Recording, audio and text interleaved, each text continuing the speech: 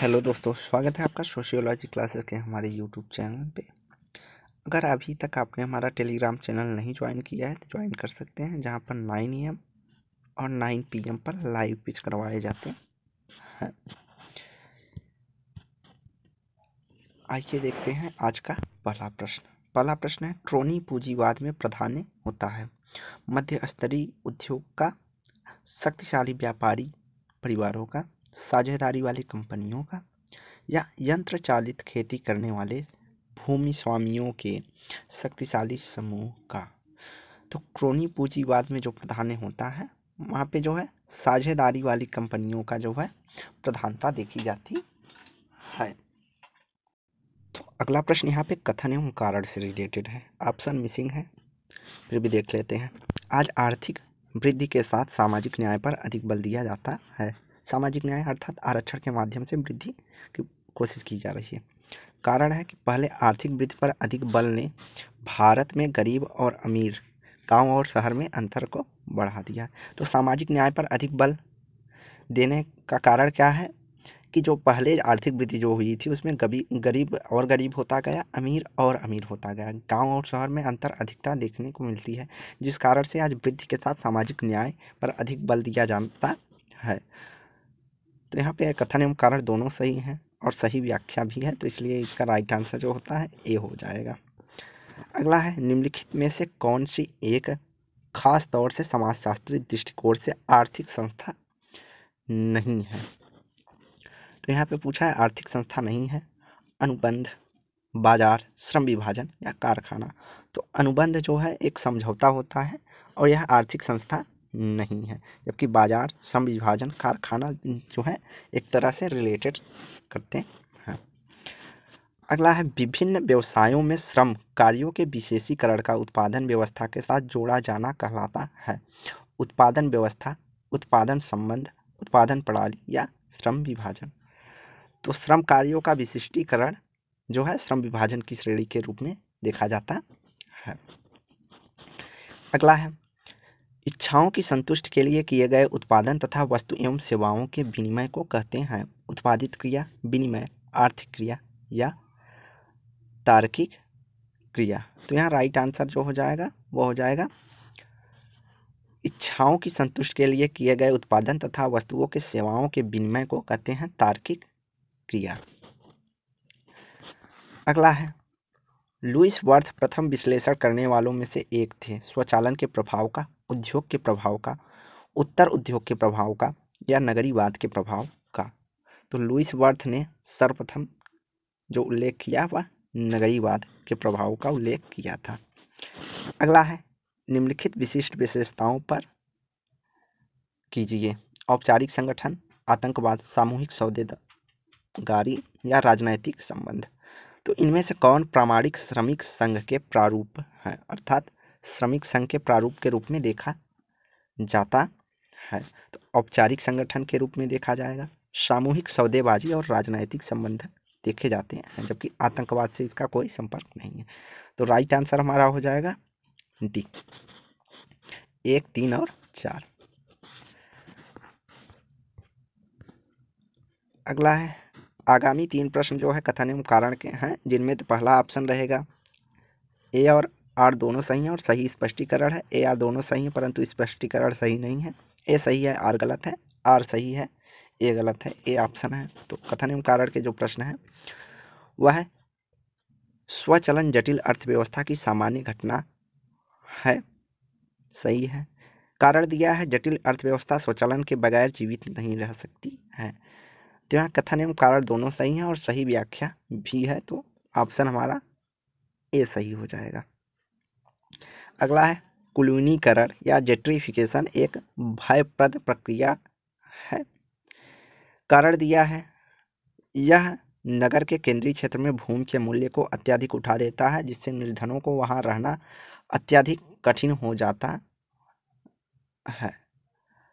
तो कुलीनीकरण जो होता है, जहाँ पर पॉश अर्थात अमीर लोगों का जो इलाका हो जाता है, तो वैसे क्षेत्रों में जो होते हैं गरीबों का रहना जो है कठिन हो जाता है। तो इसलिए यह एक भयप्रद की प्रक्रिया के रूप में देखा जा सकता है। तो यह कथन कारण दोनों सही है और सही व्याख्या भी है।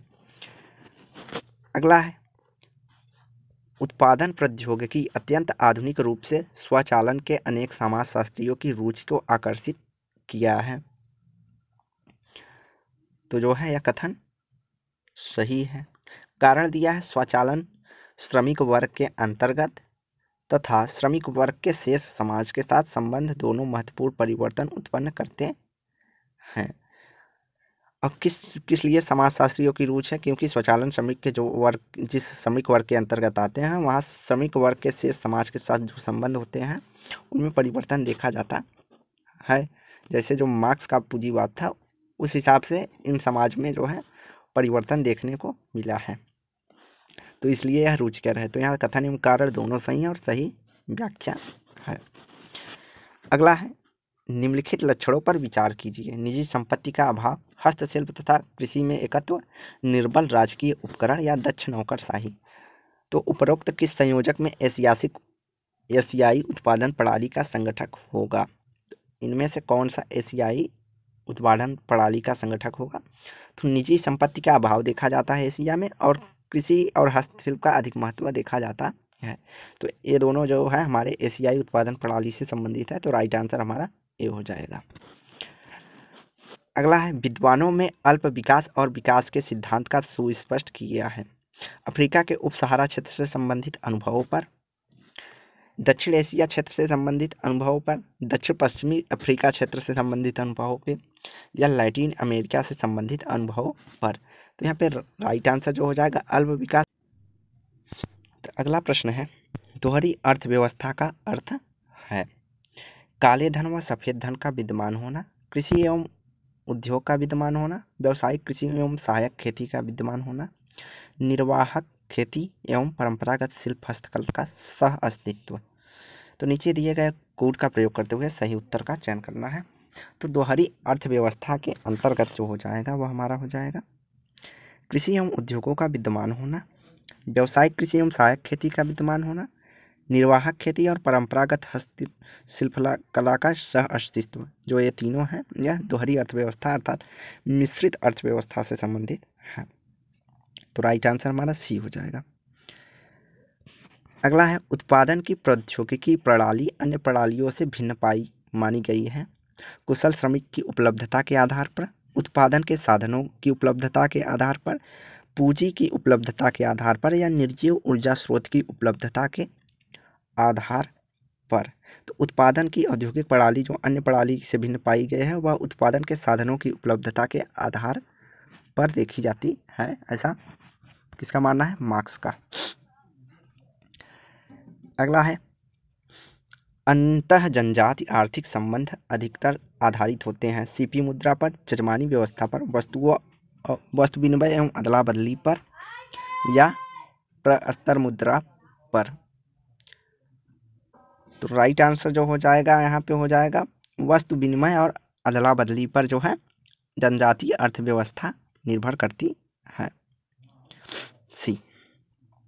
अगला है वर्ष 1917 की रूसी क्रांति तथा वर्ष 1949 की चीनी क्रांति घटित हुई है। अत्यधिक ग्रामीण खेतिहर समाजों में, अत्यधिक औद्योगिकृत एवं अल्प नगरीकृत समाजों में, अल्प नगरीकृत तथा अल्प औद्योगिकृत समाज में या अत्यधिक नगरीकृत और अल्प औद्योगिकृत समाज में। तो यहाँ पे जो राइट आंसर हो जाएगा वह हो जाएगा जो 1917 में रूसी क्रांति हुई थी अत्यधिक औद्योगिक क्रांति और अल्प नगरीकृत समाजों में चीनी क्रांति घटित हुई थी। रूसी क्रांति जो 1917 में हुई थी अत्यधिक औद्योगिकृत के कारण हुआ था और जो चीनी क्रांति हुई थी वह अल्प नगरीकृत समाजों के कारण होना था।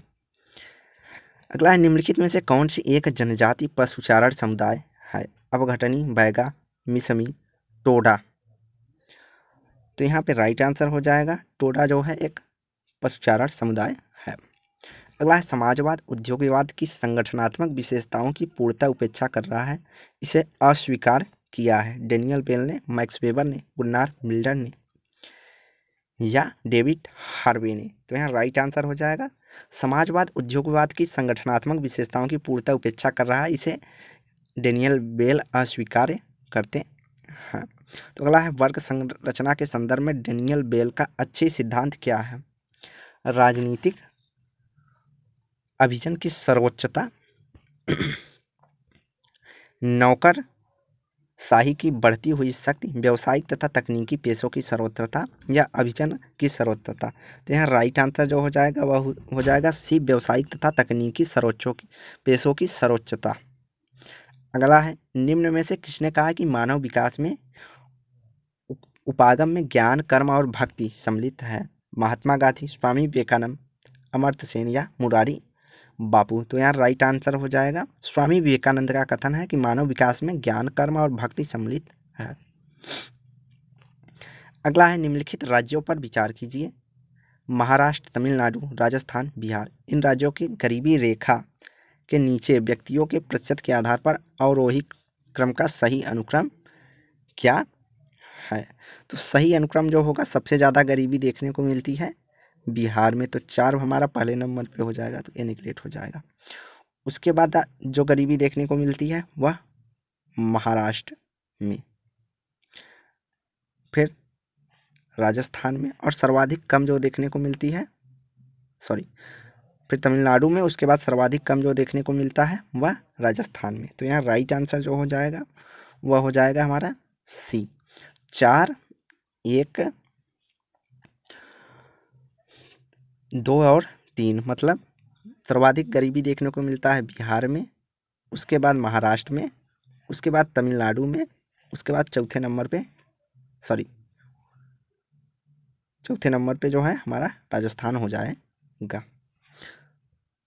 तो यहाँ राइट आंसर हमारा सी है। अगला प्रश्न है, निम्नलिखित में से कौन सा एक भारत में बेरोजगारी की बढ़ती हुई दर का कारण नहीं है? आर्थिक मंदी, उद्योग में सूक्ष्म इलेक्ट्रॉनिक्स की बढ़ता उपयोग, शासकीय नीति का भारी झुकाव, कर्म का सिद्धांत। तो यहाँ पे जो राइट आंसर हो जाएगा, कर्म का जो सिद्धांत है वह बढ़ती बेरोजगारी का कारण नहीं है। बाकी आर्थिक मंदी, सूक्ष्म इलेक्ट्रॉनिक का बढ़ता हुआ उपयोग, शासकीय नीति का भारी झुकाव, ये सब जो है बढ़ती मंदी के कारण है। अगला है, सूची 1 को सूची 2 के साथ सुमेलित कीजिए दिए गए कूटों के अनुसार। तो कारखाना हमें कहाँ देखने को मिलता है? कारखाना हमें व्यवस्था को प्रचालक से संबंधित करते हैं, श्रेणी व्यवस्था को जो है वह शिक्षु से संबंधित करते हैं, और घरेलू व्यवस्था जो होती है वह क्या हो जाएगी? घरेलू व्यवस्था हमारा संबंधित है वाणी उद्यमी, और पारिवारिक उत्पादन जो देखने को मिलता है वह शिल्पकार होते हैं। तो यहाँ राइट आंसर जो हो जाएगा वह हो जाएगा बी, 2, 3, 4 और 1। फिर से देख लेते हैं, कारखाना व्यवस्था, परिचालक, श्रेणी व्यवस्था, शिक्षु, घरेलू व्यवस्था, वाणी उद्यमी और पारिवारिक उत्पादन प्रणाली शिल्पकार देखा जाते हैं। अगला है, उत्पादन की प्रक्रिया 4 कारकों की उपेक्षा करती है, भूमि, पूंजी, श्रमिक और उद्यम प्रवृत्ति। तो यह किसका कथन है, अर्थात किससे संबंधित है? मैकाइबर एवं पेज, मार्क्स एवं एंजल्स, पार्सन्स के अनुसार या रोथलीजबर्गर और डिक्सन के अनुसार? तो भूमि, पूंजी, श्रमिक और उद्यम प्रवृत्ति जो है उत्पादन प्रक्रिया के 4 कारकों की अपेक्षा अर्थात मांग करती है, तो ऐसा पार्सन्स का मानना था।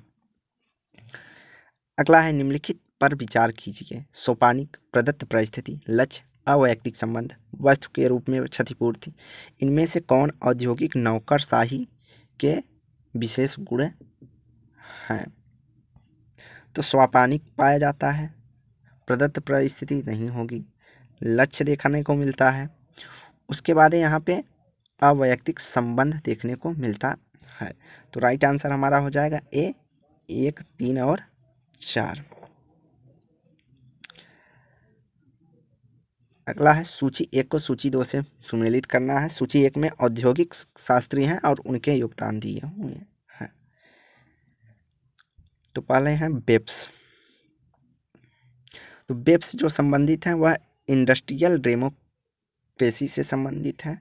लिपसेट यूनियन डेमोक्रेसी की बात करते हैं। टेलर जो बात करते हैं वह साइंटिफिक मैनेजमेंट की बात करते हैं, और मायो ह्यूमन रिलेशन की बात करते हैं। तो यहाँ हो जाएगा 4, 1, 2, 3। 4, 1, 2, 3। तो राइट आंसर हमारा हो जाएगा बी। तो आज की वीडियो यहीं समाप्त करते हैं। वीडियो को लाइक एंड शेयर करें, चैनल को सब्सक्राइब करें। धन्यवाद।